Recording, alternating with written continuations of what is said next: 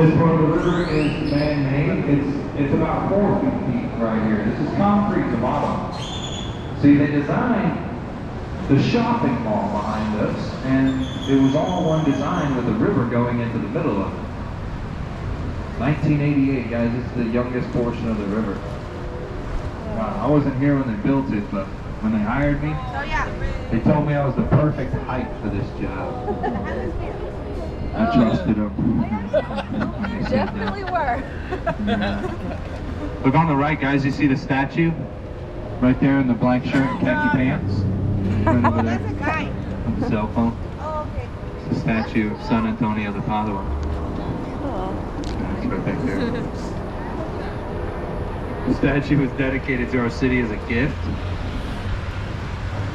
From the city he was born in to the city named after him. It was a gift for a global fair that our city hosted in 1968. Sent from Lisbon, Portugal.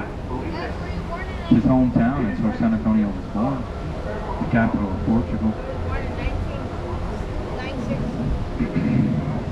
Now this part of the river right here, guys, is also man-made.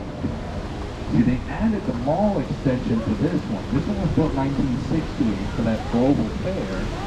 And the mall extension was, of course, added to this one 20 years later.